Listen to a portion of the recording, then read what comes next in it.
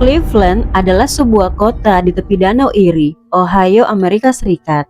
Kota ini dikenal sebagai pusat industri, musik, dan budaya olahraga.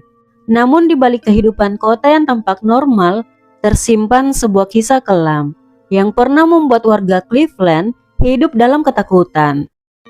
Pada akhir tahun 2000-an, sebuah rumah tua di Imperial Avenue akan menjadi saksi bisu dari serangkaian kejahatan yang dilakukan oleh seorang pria yang kemudian akan dijuluki sebagai The Cleveland Strangler.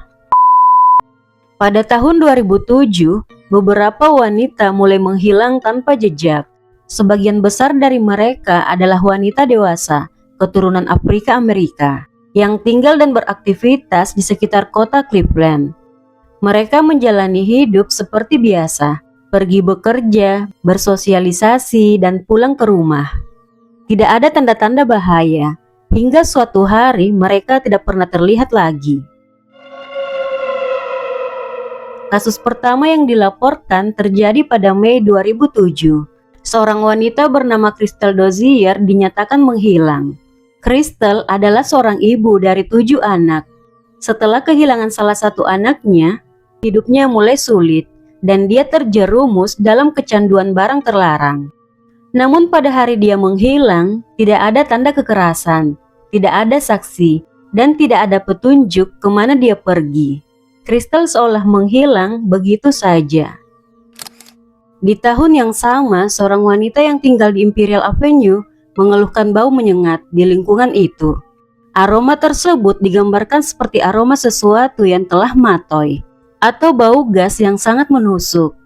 Namun anehnya tidak ada tindakan serius yang dilakukan saat itu. Keluhan tersebut perlahan terlupakan. Padahal bau itu bukan berasal dari gas, bukan pula dari makanan yang basi. Tapi aroma itu berasal dari sesuatu yang jauh lebih mengerikan. Waktu berlalu, dan pada Juni 2008, seorang wanita bernama Tishana Culver yang dikenal sebagai asisten perawat juga menghilang tanpa jejak. 2 bulan kemudian, pada Agustus 2008, seorang ibu muda bernama Leshanda Long juga menghilang.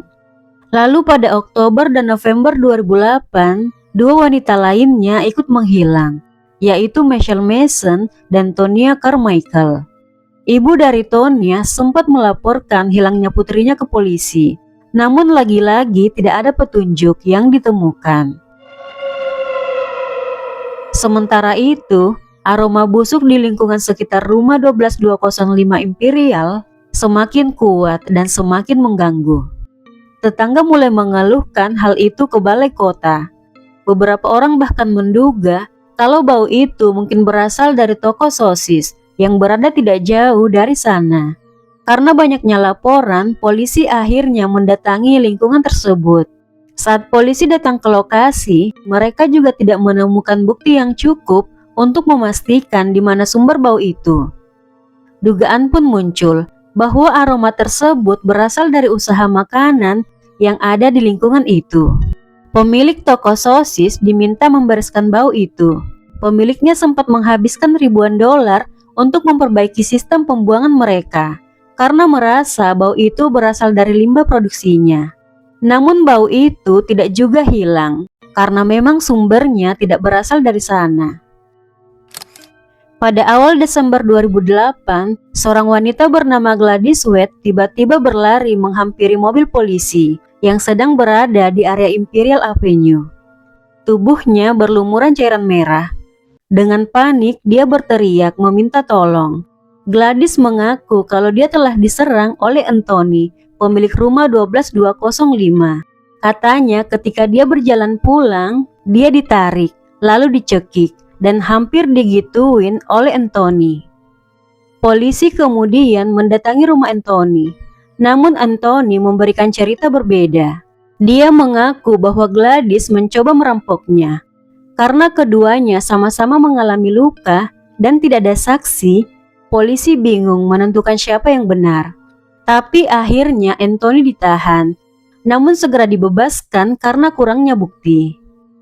Keputusan polisi hari itu mungkin terlihat sepele, Tapi justru keputusan itulah yang membuka jalan bagi tragedi yang lebih besar. Pada tahun 2009, kasus orang hilang di sekitar Imperial Avenue semakin banyak. Kim Yvette Smith menghilang pada Januari 2009. Amelda Hunter menghilang pada April 2009. Nancy Cobbs menghilang pada 29 April 2009. Alicia Fordson menghilang pada 3 Juni 2009. Janice Webb menghilang pada Juni 2009. Dan Diane Turner menghilang pada September 2009. Semuanya menghilang tanpa jejak, tanpa saksi dan tanpa petunjuk. Dan hal itu membuat warga sekitar mulai resah. Mereka mulai melakukan pencarian. Mereka menyebarkan selebaran, berharap ada seseorang yang melihat para wanita tersebut. Banyak yang mengira semua ini hanyalah kasus orang dewasa yang pergi tanpa kabar, dan tidak ada yang menyangka bahwa semua kejadian ini saling berhubungan. Hingga akhirnya sebuah peristiwa pada Oktober 2009 perlahan-lahan membuka tabir kengerian yang selama ini tersembunyi. Pada saat itu, seorang wanita bernama Shawn Morris mampir ke rumah Anthony. Mereka minum, menggunakan barang terlarang, dan mengobrol sepanjang malam. Hingga pada pagi hari, Shawn berniat pulang. Tapi dia menyadari kalau kartu identitasnya tertinggal di lantai atas. Ketika dia menaiki tangga untuk mengambil kartu itu, Anthony tiba-tiba menyerangnya dari belakang. Dia pun dan ditahan di dalam rumah. Semua pintu dan jendela ditutup oleh Anthony. Namun ada saat Shawn melihat satu kesempatan untuk menyelamatkan dirinya. Dia melompat keluar dari jendela yang ada di lantai 2. Akibatnya dia menderita beberapa luka. Anthony yang saat itu tidak mengenakan pakaian berlari keluar untuk mengejar Shawn dan mencoba menyeretnya kembali ke dalam rumah. Untungnya, ada pejalan kaki yang kebetulan melintas melihat kejadian itu dan segera menghubungi 911. Shawn selamat dan dia dibawa ke rumah sakit. Namun saat itu, dia belum menceritakan apa yang terjadi padanya ke polisi. Seminggu kemudian, pada 27 Oktober 2009, seorang wanita lain bernama Letandra Billups akhirnya melapor ke polisi. Dia mengaku diserang oleh Anthony saat berada di rumahnya untuk minum bersama pada September 2009. Berdasar laporan itu, polisi lalu melakukan penyelidikan, dan saat itu ditemukan satu laporan dari wanita lain tentang kejahatan Anthony. Nah, laporan Letandra ini menjadi titik balik, karena untuk pertama kalinya kesaksian para korban mulai saling terhubung. Dan Anthony tidak akan lagi bisa bersembunyi di balik kebohongannya. Anthony Sowell lahir pada tahun 1959. Dia dibesarkan di East Cleveland oleh ibunya. Pada usia 18 tahun, dia bergabung dengan Korps Marinir Amerika Serikat. Dan dia bertugas selama 7 tahun, dari tahun 1978 hingga 1985.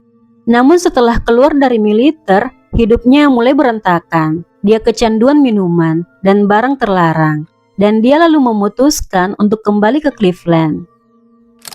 Pada tahun 1989, Anthony menyerang dan seorang wanita yang sedang mengandung di rumahnya. Akibatnya, dia dihukum penjara selama 15 tahun.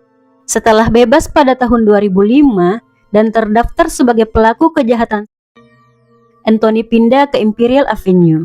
Dia menempati rumah 12205 yang merupakan properti keluarganya.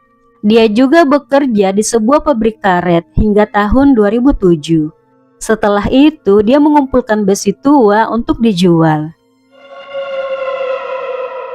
Pada akhir Oktober 2009, polisi mengantongi surat perintah untuk menangkap dan menggeledah rumah Anthony. Polisi mendatangi rumahnya untuk menahannya, tapi Anthony tidak ada di tempat.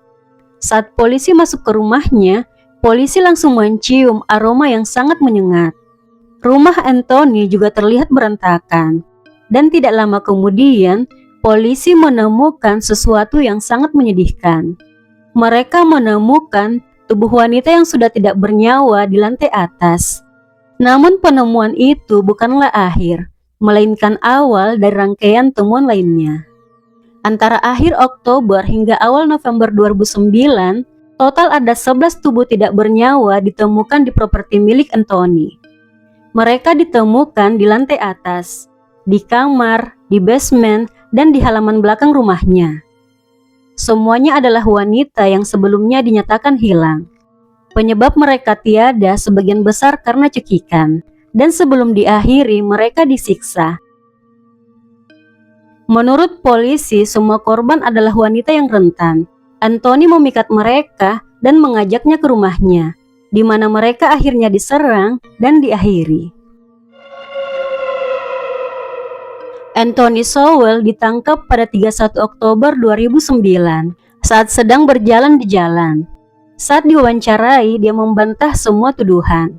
Dia mengaku tidak tahu mengapa para wanita bisa ada di rumahnya.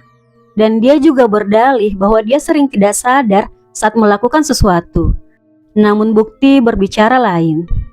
Anthony Sowell didakwa dengan 85 dakwaan, termasuk 11 penghilangan nyawa, pemerkosaan, penculikan, dan perusakan bukti. Pada Juni 2011, persidangan dimulai.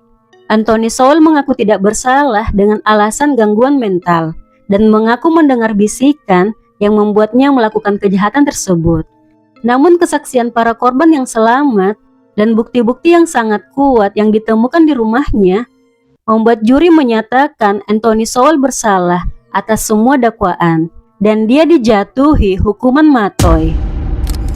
Pada tahun 2011, rumah 12205 Imperial Avenue akhirnya dihancurkan oleh pemerintah kota dan sebuah taman bernama Garden of 11 Angels dibangun di sana untuk menghormati para wanita yang kehilangan hidup mereka. Taman itu diresmikan pada tahun 2016. Di lain sisi, Anthony Sowell mengajukan banding berkali-kali ke Mahkamah Agung Ohio, namun semuanya ditolak. Hingga akhirnya pada 8 Februari 2021, Anthony Sowell menutup usia di Franklin Medical Center akibat penyakit yang dia derita. Kasus Anthony Sowell bukan hanya tentang satu pelaku kejahatan. Ini adalah kisah tentang peringatan yang diabaikan, laporan yang dianggap sepele, dan nyawa-nyawa yang seharusnya bisa diselamatkan. Jika sejak awal aroma itu ditelusuri dengan serius, jika laporan korban didengar, mungkin sejarah kelam ini tidak akan selama itu. Inilah kisah The Cleveland Strangler, sebuah pengingat bahwa kejahatan mengerikan seringkali terjadi, bukan karena tidak ada tanda, melainkan karena tanda-tanda itu diabaikan.